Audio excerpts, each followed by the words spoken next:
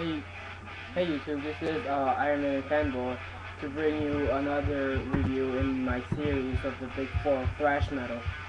At this time, it's gonna be Metallica's turn. Uh, Kill 'Em All, released on July 16th of 1983, was considered to be by a lot of people who won't really know a lot of metal, considered to be the first thrash metal album. Um, I say no. I say there were faster, harder, uh, stuff before it, like Endless Force and Fire, which was released in the first half of 1983. Like I think it was January or February. Um, then there was Venom's Welcome to Hell, which I consider to be a thrash album. Or even Anvil's Metal on Metal, which was released in '82 also, along with Venom's Welcome to Hell. But I will say that this album really brought Metallica to let people know of Metallica and thrash metal in general. Like they're doing now, they're turning on new audiences, and they're like, "Oh, I like this. This is called thrash metal, even though they're not playing thrash right now. I think they sold out and went through more commercialized." But they're like, "Oh, I'll check this other bands out," and people are getting turned on into Testament, Exodus. So I thank them for that. More kids into metal, thrash metal specifically. It's not a bad deal. Or Overkill, which I went to see on Killfest. So it's good for them to turn people on to this type of music, which it's one of the best types of metal in my opinion, along with the new wave of British heavy metal. And that's how you're getting new bands, the new wave of thrash metal, like Bonded by Blood, Warbringer, and such new bands inspired by this late 80s scenes. So let's get into the review. The first song is Hit the Lights. This is Metallica's anthem. It's one of the best songs. It's really thrashy. Great solo by Kirk. Although Kirk didn't, or Mustaine didn't write the solo for this song, and I don't like Metallica because they never gave this guy credit for it. But Lloyd Grant, I think is his name. He was the original. I think he was the first guitar player for Metallica, and he played the lead. He played the solo for Hit the Lights on the Metal Massacre album, which was where Metallica debuted it. Which you first heard Metallica is in the Metal Massacre compilation album, and Lloyd Grant provided the solo for Hit the Lights. Then Mustaine joined in. Then we get to the Metallica. Then Kirk. So then we get to the Metallica that we're in today. The Four Horsemen. The Four Horsemen is written by Dave Mustaine. So you might know this song if you're a Megadeth fan and you're getting into Metallica. But you might hear this song because it's the same song as Mechanics, and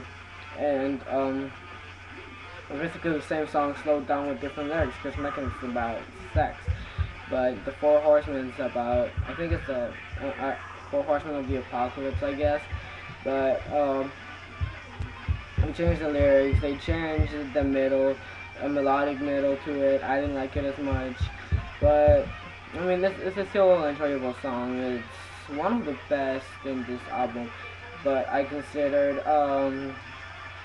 Megadeth's Mechanics better because Chris Poland on the last solo rips it, and Kirk Hammett ain't no Chris Poland. So Motor Breath. Motor Breath is a song written by James Hetfield. It's a pretty catchy tune. Nothing special about it. It's just a straight up metal tune. Great solo, great riffage. That's about it for that song. Jump into Fire. Jump into Fire was the song you were listening to before, and it's another Mustaine song, and it was Metallica's first single. And it's a great song. Great solo by Kirk, which he redid all Dave Mustaine solos. But yeah, Kirk played good.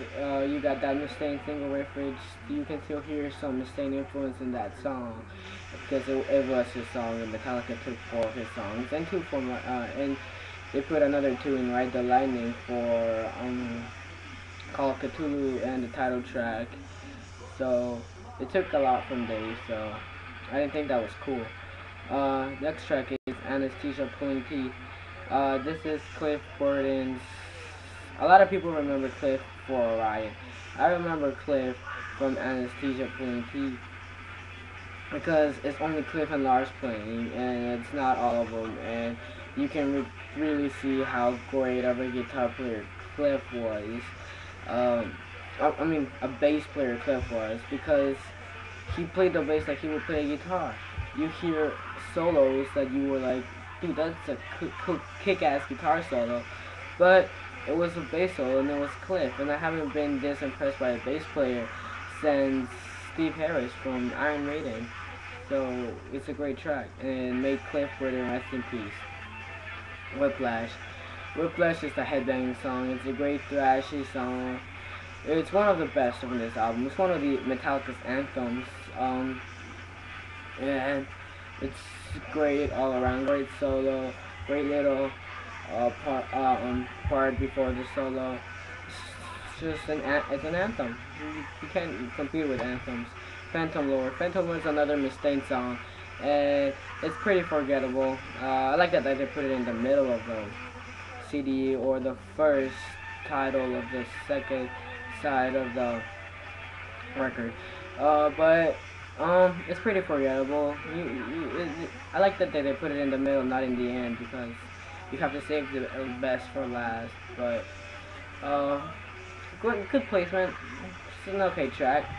No Remorse. No Remorse is a cool track. It has three different types of songs all fit into one, and it works.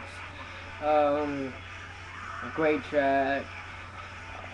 It's just great all around. Great solo, but even though Kirk does use the wah a little too much in this track, which is my only complaint, because I don't like when Kirk uses the wah, but I guess that's part of his sound now, so if he doesn't use the wah, it's not Kirk. Seek and Destroy. Seek and Destroy is Metallica's anthem, like Master of Puppets and Enter Sandman. It's right up there with those tracks. It's just great. Everything works about it. Catchy melody, fast breakdown, cool solo by Kirk Hammett, and this is the first song that Kirk Hammett had to audition when he came into Metallica, and he nailed the solo, so they were like, cool, you're in. So yeah, great track, and it's about killing, so very metalish, I guess, more Exodus style in the lyrics. Metal Militia, it's a great way to end the album. It's another Mustaine song, so it's good. It's better than Phantom Lord, and it's pretty fast. I think it's the fastest track of the album. Great solo, great everything, and to end the album like this, it's really good. So Kill 'Em All was originally titled Metal Up Your Ass, but the record company wouldn't put it as that. So they got their name was Cliff after they left the building, I think it was. Cliff was like, man, fuck 'em, kill 'em all, and that's how they got the title of Kill. Then I think James or last one were like, that's a good idea, and we should name the title after that. So they named it. Like I said, it brought metal more to the mainstream because there was stuff going before it. I mean, you could hear more faster stuff. I think in Anvil's Force of Fire, more complicated drum work because Rob Reiner is a beast of a drummer, and Welcome to Hell is a lot heavier and almost the same speed or faster than Kill 'Em All. But if you're starting to get into Metallica or thrash metal, this is a great way to start. You won't be disappointed with this album, and so far it's better than Show No Mercy by this much, just because it has so much epic, and you can still hear the songs live, unlike Slayer, because Slayer will almost play no Show No Mercy. It will play only about one song by Show No Mercy, but while Metallica still has the staples like Seek and Destroy, and the Four Horsemen and other songs. So I recommend buying this album.